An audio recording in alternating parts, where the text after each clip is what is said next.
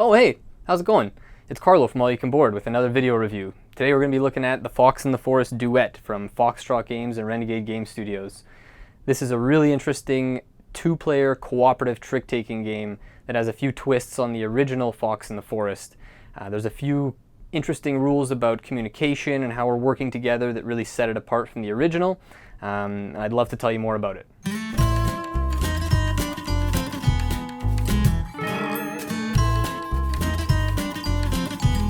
But first off, what do you see when you actually take a look at the game? Well, it comes in a really small box, very similar to the original Fox and the Forest. It's basically, deck of cards.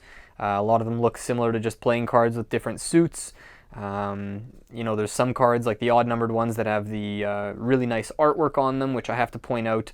Not only are the illustrations really nice, but across the three suits, all the cards are different. So, for example, the number 1 musician, in all three of the suits has a different drawing and even different musicians on them, not just the same musician like in a different pose. So I did appreciate that, helped to add some variety. As far as the rest of the components go, there are a few extras compared to the original Fox and the Forest. We have this board here, we've got these red gem tokens as well as the forest tokens. Overall, the quality of the components, like cards aside, is nothing particularly special. The gems are just these kind of little cardboard squares, but they're nice enough and they kind of stand out because everything else in the game is green with the board and the forest tokens. So overall component quality is nothing special, but obviously it helps keep the cost of the game down when they're not getting too fancy with it. Now, as far as the theme goes, pretty similar to the original in the sense that the theme kind of feels a bit more like a backdrop or just a way to kind of make the game make a little more sense and make it a little more, immersive. I would say this has maybe a bit more of an inclusive theme than the original, just because the fact that you're working together with someone and, the idea is kind of that there's a musician that kind of went into the woods and got lost, and then a couple of the characters on these cards are going into the forest to kind of try to find the musician and find these gems along the way. So it's not one of those things you're not going to be really thinking about the theme much as you play probably, but it does help make it a little more immersive rather than if they were just kind of plain cards with numbers and suits, so I did appreciate that. One last thing to mention about what comes with this is these reference cards. It's a great idea to have these because something I'm going to get into in a moment is this game has very limited communication between the two players, which is not always a common thing in cooperative games, but one of the things that helps set it apart in my mind. And having these reference cards is very useful for being able to, if you have any questions about how the cards work or you're kind of curious about things, you can kind of look at these reference cards rather than having to ask your opponent and reveal information because, again, the limited communication is a huge part of this game. Where this game truly shines is in that limited communication between players as you're trying to work together. It's something you might not pick up on much on the first or second playthrough, but as you play more and more, you start to realize how much you can either give your opponent a hint or you're trying to gain information from their hand based on what they play. You might lead with a certain card trying to hint at your teammate that you're wanting them to play something, but you can't tell them. You can't say, oh, we want to go this way on the forest tracker or the other way. You kind of just give all the strategy between the two players is based on the cards you play more or less in silence. And the fact that as you're playing these tricks and the cards get played, you put them face down and set them aside, and the players can't go back and look at them. There's a certain element of, it really does help and benefit you guys to keep track of what cards have been played.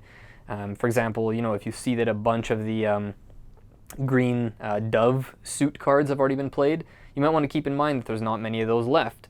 Or if you see a bunch of the royal airs or the gazelles have been played, you have an idea how many of those are left, or even just keeping track of how much you've moved around with all the paw symbols on the movement cards really gives you a lot of information, and I really like that. Another thing that's really unique about this game that I have to say makes it stand out for me as a cooperative game is this basically eliminates all quarterbacking.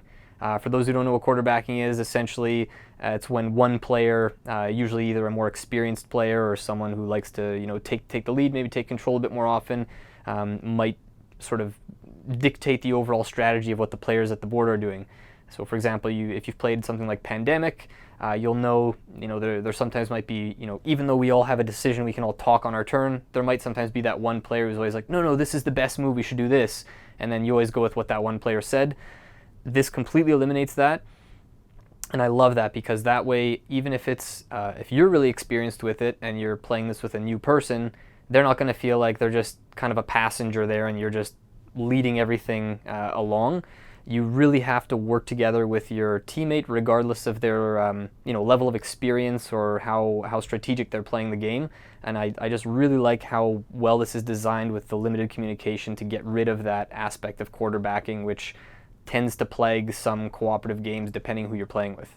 Another thing I like about the design is because you don't deal out all the cards in the deck. There's this little stack of face down cards. There's no card counting. So even if you are keeping track of what's out there, you never know fully what your opponent has, because there's 6, 7, 8 cards in this stack here that neither player will know what they are. So you can't ever fully count the cards, which helps keep things interesting. Another thing I really like is that none of the cards are inherently good or bad.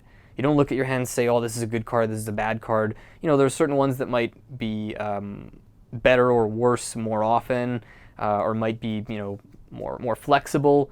But overall, every card has the right time to feel powerful or to feel weak.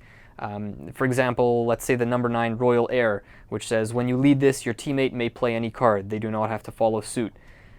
Let's say you're in a position where you and your teammate want to move in a direction with you winning the trick. So let's say your teammate plays a card, they lead, and you have to follow. Maybe that 9 Royal Heir is the only card you can play that's going to win the trick for you and move the tracker in the correct direction for you guys. But by playing that 9 as the card that follows rather than leads, you don't even take advantage of the ability. So you're losing out on the potential of that card. So it's really interesting to try and maximize the efficiency of all these cards and take advantage of them at the right time. And often I found that when I was, either when I lost at the game with someone, or we were getting stuck or not making as much progress, it often had to do with not maximizing the value of cards. And I often looked back and thought, oh, I shouldn't have played that one earlier. I didn't really get much out of it or whatnot. So it's really crucial to take advantage of those abilities on those odd-numbered cards. Another thing I'd like to mention about the design of this game is the difficulty levels. So there's difficulty level 1, 2, and 3, which I think is a great design feature, because even after a couple plays and beating the difficulty level 1, I felt like I was ready to move on to number 2, which was a significant step higher, and level 3 is pretty punishing. Once you become really experienced with the game, you might not go back to level 1 unless you're playing with new players, but that's fine. Speaking of the difficulty levels, they kind of tie in with the point scoring system, which is another great feature of this game, because it makes you keep coming back for more attempts to try and beat your final score. It's not just one of those co-op games where you either win or lose. When you win, it measures how well you did. Like if you end the game in round 2 rather than 3, you're getting extra points. If you have extra cards left in your hand at the end, there's all kinds of things you can do to keep trying to beat your best score. And I really like that they included that point system rather than just a straight win or lose.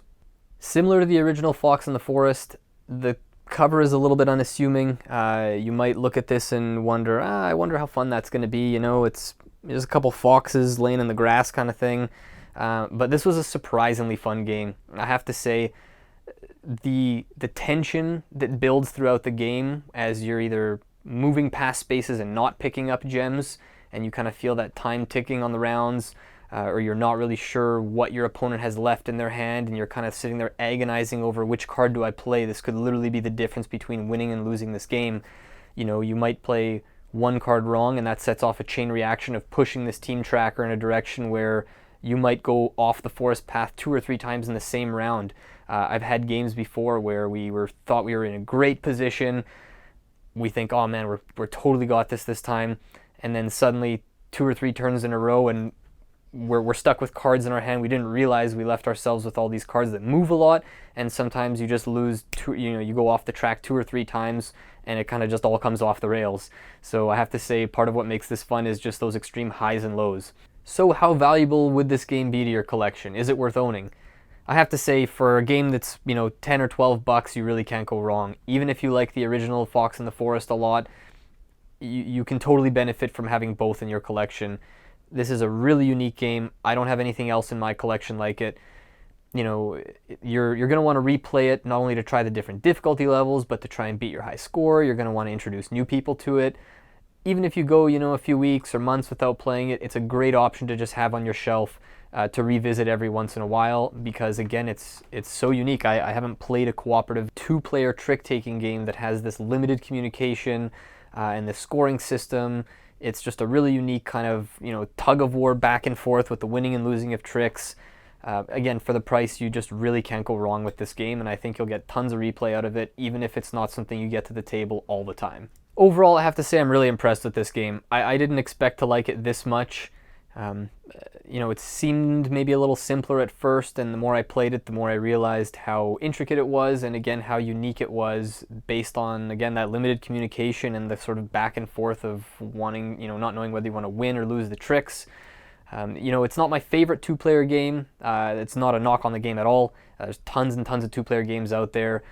I don't think this tries to be, you know, the defining 2-player game of our era or anything like that, but it has so much going on for it that is unique, fun. Again, those highs and lows between the crushing defeats and those miraculous, you know, victories where you and your opponent, or pardon me, teammate, work together so well to just sort of, you know, be in sync. You almost sometimes feel like you're telepathically communicating with them, and really that makes this game stand out for me. So again, you really can't go wrong with this one. I suggest you stay tuned in the coming weeks, as Dylan will be putting together a head-to-head comparing the original Fox and the Forest to this version here. So for more on the Fox and the Forest Duet, as well as the original Fox and the Forest, check out our website at www.allyoucanboard.com, and thanks again for watching.